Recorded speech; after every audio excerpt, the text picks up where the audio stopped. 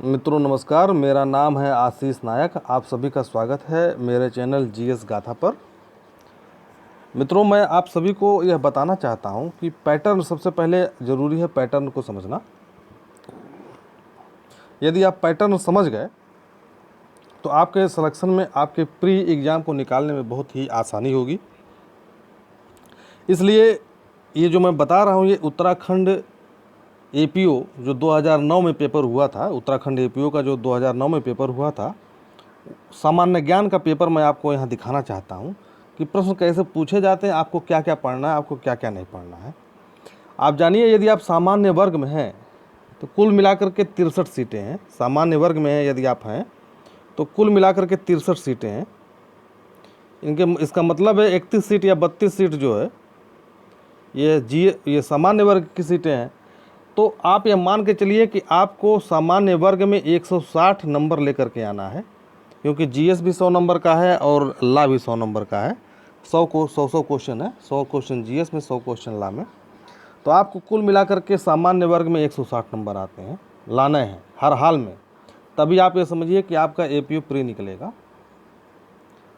और सभी वर्ग में, चाहे एससी हो, ओबीसी हो, अब सभी वर्ग के लड़के जो है या लड़कियां पढ़ना शुरू कर दिए हैं। अब क्योंकि धीरे धीरे जैसे समाज में संपन्नता आती जाती है, लोग शिक्षा के प्रति ज़्यादा जागरूक होने लगते हैं। तो पहली बात तो ये कि आपका यह प्रयास होना चाहिए कि आप जो है कम से कम 160 नंबर लेकर के आवें।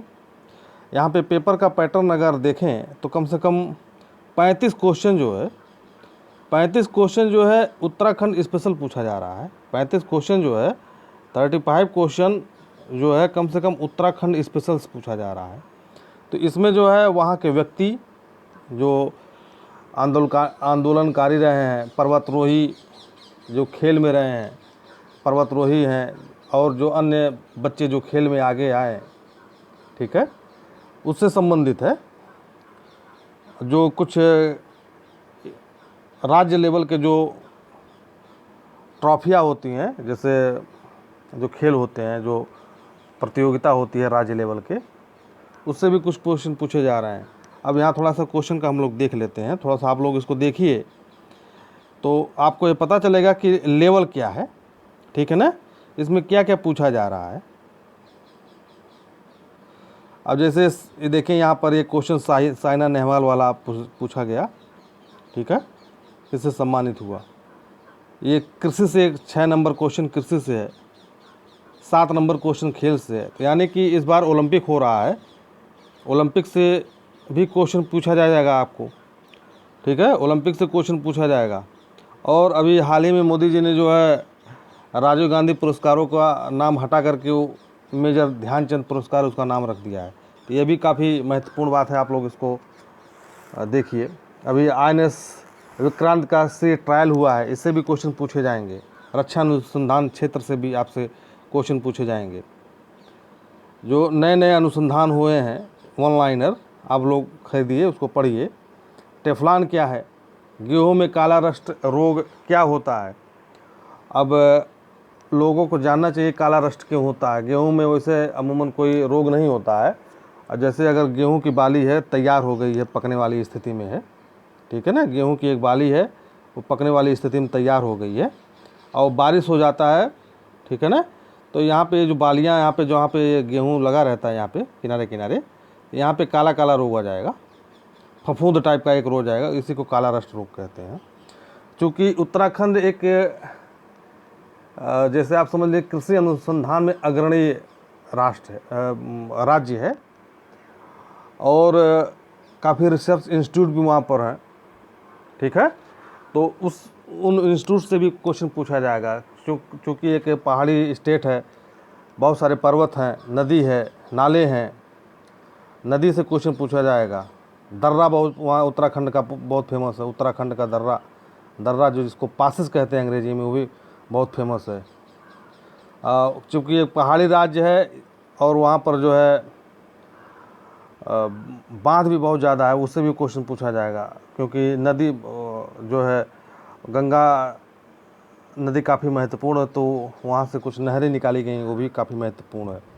है। कुछ रोग जैसे है, देखिए यहाँ पे अंग की दुष्क्रिया, ये इंसुलिन की पूछा गया है, पैंक्रियाज से संबंधित क्वेश्चन है, अग्ना से।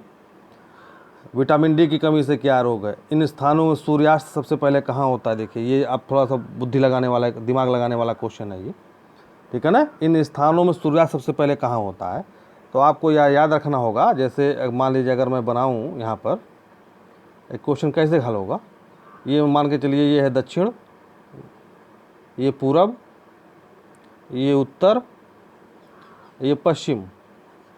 अब इस क्वेश्चन को मैं कर रहा हूँ, अब इसको ध्यान से देखिए। जहाँ सबसे पहले सूरज उगेगा, सूरज सबसे पहले कहाँ उगेगा? पूरब में उगेगा। पूरब में सबसे पहले सूरज उगेगा, सूरज सबसे पहले पूरब में उगेगा। लेकिन सूर्यास्त कहाँ होगा? सबसे पहले सूर्यास्त जो होगा वो पूरब में ही होगा, ठीक है।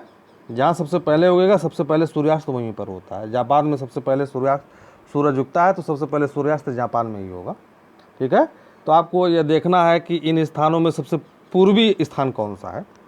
दिल्ली है, ढाका है, देहरादून है, इस्लामाबाद है, तो ये ढाका है, ठीक है ना। तो इस तरीके से आपको अपनी बुद्धि को फैलाना है, थोड़ा सोचना भी है क्वेश्चन पर। हर चीज़ रटा रटाया नहीं आपको दे दिया जाएगा। इनमें से विषाणु जनित रोग कौन है? ठीक है, ये इंग्लिश में है। जिनको इंग्लिश पसंद है या जो इंग्लिश में करना चाहते हैं वो इस प्रकार देख लें, थोड़ा पाज करके। विटामिन सी की रासायनिक नाम क्या है? ठीक है, 2010 में विंबलडन कहाँ हुआ? तो विंबलडन जो है एक ब्रिटेन का एक शहर है, वहीं पर विंबलडन का जो टेनिस आयोजित किया जाता है।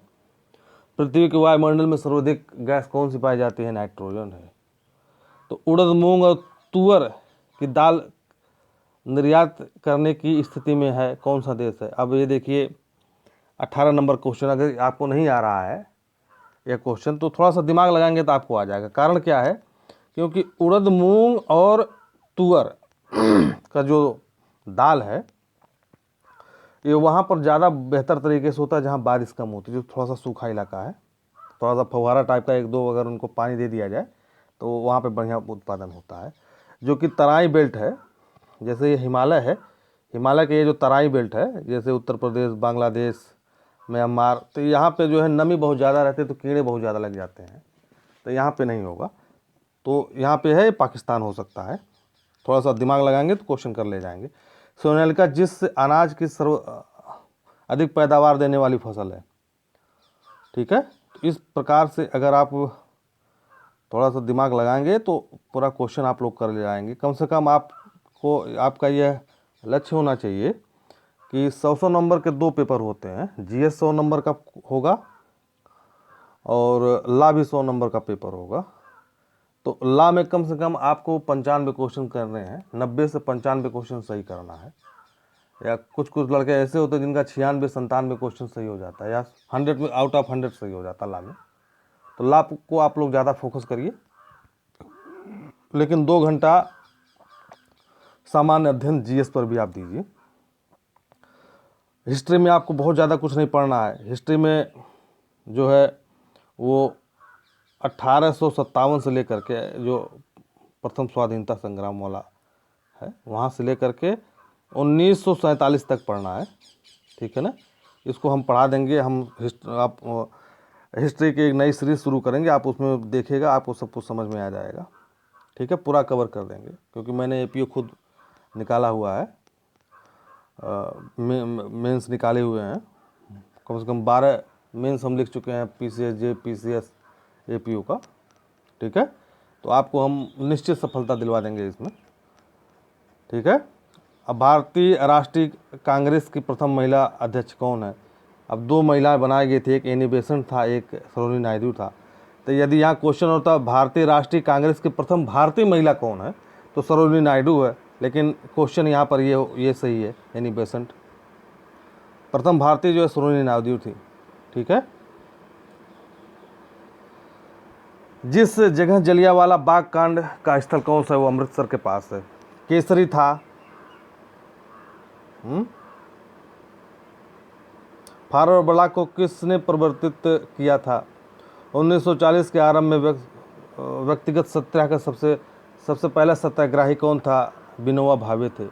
1922 में बारदोली किसानों द्वारा प्रारंभ के कर नहीं आंदोलन का नेतृत्व किसने दिया? पटेल ने दिया।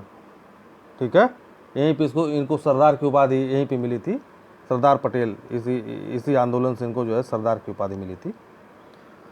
भूला भाई देसाई थे, क्या थे, 1857 का है। ठीक है क्वेश्चन, ये जो इनको इंग्लिश पसंद हो इंग्लिश में अपना देख लें क्या है। ठीक है, सर्वेंट ऑफ इंडिया सोसाइटी के सूत्रधार थे। तो इस प्रकार से अगर आप देखेंगे, संगम साहित्य की भाषा थी तमिल। संगम साहित्य का मतलब होता है दक्षिण भारत का साहित्य। Grand old man of India, प्रस्तावित नालंदा विश्वविद्यालय बिहार में कहाँ बनाया जा रहा है। ठीक है, तो करंट से ज़्यादा क्वेश्चन पूछा, करंट पे आप लोग थोड़ा फोकस रखिए। और अगर यदि आप सीरियस हैं तो कम से कम एक किताब जरूर खरीदिए। जैसे एक लूसेंट की किताब खरीद लीजिए, लूसेंट की एक किताब खरीदिए, लूसेंट की एक किताब खरीदिए। दूसरी किताब है किरण प्रकाशन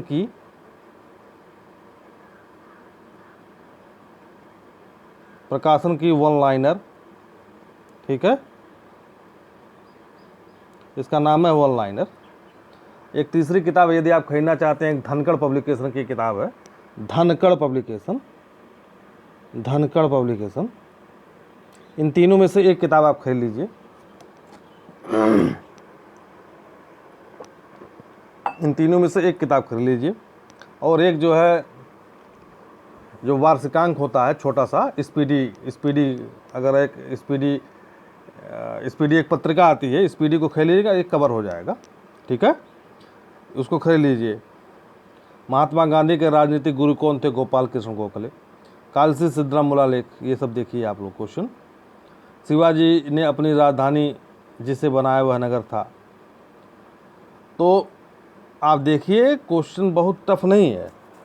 यदि आप 3 महीना रोज़ 2 घंटा देंगे और हमारे वीडियो को देखेंगे, लाइक करिए या न करिए, इसको सब्सक्राइब जरूर करिए, ये आपकी मर्जी है। हमारे वीडियो को आप देखेंगे तो ये निश्चित तौर पे मैं कर सकता हूँ कम से कम 80-90 नंबर का मैं आपको सारे क्वेश्चन को हल करा दूँगा। ठीक है, क्योंकि मैं जीएस में पढ़ाता भी हूँ, लॉ भी मैं पढ़ाता हूँ।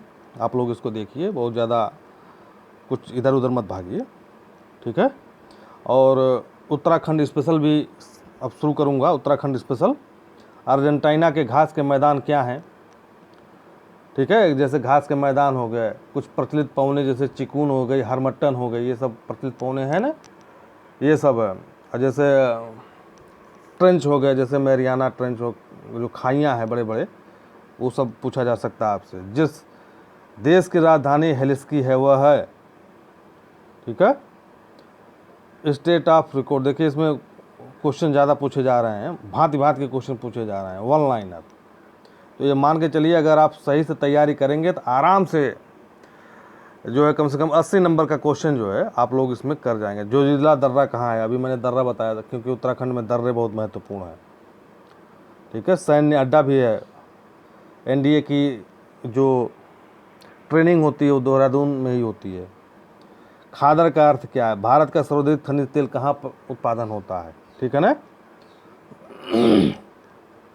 निम्नलिखित में से कौन सा परिवहन स्लेज कहलाता है? स्लेज होता है जहाँ पे ध्रुव पे जो लोग रहते हैं, पोलर पे जो लोग रहते हैं। एक गाड़ी होती है जिसको कुत्ते खींचते हैं, उसको स्लेज कहते हैं। ठीक है, ये इसके लोग इस्तेमाल करते हैं। एरी रिसोर्स संस्थान कहाँ है? पिलियड्री इन द हिमालयाज के लेखक कौन है? पिलियड्री इन द हिमालयाज के लेखक कौन है? उत्तराखंड में मैती आंदोलन का प्रवर्तक कौन है? ये सब देखिए, ये सब उत्तराखंड स्पेशल जब आपको पढ़ाएंगे तो अपने आप धीरे धीरे आना शुरू कर देगा। ठीक है, तो आप लोगों को मन से पढ़ना है। आप लोग एक बार थोड़ा सा इस पेपर को पूरा देख लीजिए और उसके बाद मैं वीडियो समाप्त कर दूंगा। ये पेपर दिखाने के लिए मैंने आपको ये वीडियो बनाया है कि आप इसको देखिए, पैटर्न को समझिए। जब तक आप पैटर्न नहीं समझे तब तक आपका परीक्षा नहीं निकलेगा। बैलों की तरह मेहनत मत करिए, स्मार्ट मेहनत करिए। आज का ज़माना स्मार्ट हो गया है। आप देख रहे हैं कि कोरोना काल में वकीलों की क्या स्थिति हो गई है। ठीक है, 50-50 रुपया में लोग जमानत कराने के लिए तैयार हैं, 323, 504 का, ये स्थिति हो गई वकीलों की। उत्तराखंड में पटवारी की नियुक्ति के अधिकारी कौन है? ये पुलिस एक्ट में आपको मिल ही जाएगा। उत्तराखंड में विभाजित क्या क्या है, कब विभाजित हुआ तो उत्तर प्रदेश से। उत्तराखंड में सूचना का अधिकार अधिनियम जिसे के द्वारा प्रभावित किया गया वह क्या है। ठीक है, यदि आपने ईश्वर ने आपको अवसर दिया तो उसका लाभ उठाइए। उत्तराखंड का न्यूनतम स्त्री साक्षरता जनपद क्या। अब देखिए सब उत्तराखंड स्पेशल है यहाँ पर। अल्मोड़ा का प्रसिद्ध मेला है।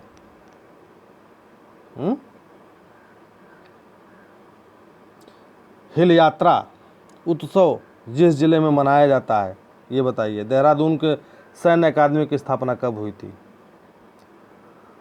कुमायूं रेजिमेंट का वह सैन्य अधिकारी जिसे प्रथम बार परमवीर चक्र मिला था। ठीक है, गोविंद राष्ट्रीय उद्यान जहाँ स्थित है वह बताइए। वह ग्रामीण महिला जिसे चिपको आंदोलन का नेतृत्व किया था। तो ये सब उत्तराखंड स्पेशल है। आपको ध्यानपूर्वक से पढ़ना है, निकालना। ये सोच के रखिए कि हमको 160 नंबर लाना है, कम से कम ला में जो है 95 नंबर लाना है। बहुत आसान है, बहुत आसान है ये सब। इतना मत सोचिए कि हमसे हो नहीं पाएगा, ये कभी मत सोचिए, क्योंकि मैं खुद ला चुका हूँ।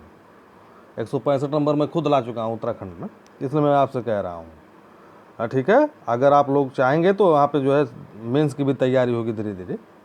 आप लोग थोड़ा सा हमारा सहयोग दीजिए, क्योंकि 1000 सब्सक्राइबर जब हमारे हो जाएंगे तो मैं लाइव आ पाऊँगा। यूट्यूब का यह गाइडलाइन है। तो आप हमारे चैनल को सब्सक्राइब करिए, लाइक करिए, शेयर करिए। प्रसिद्ध टेहरी बांध जिस नदी पर के संगम पर बनाया गया।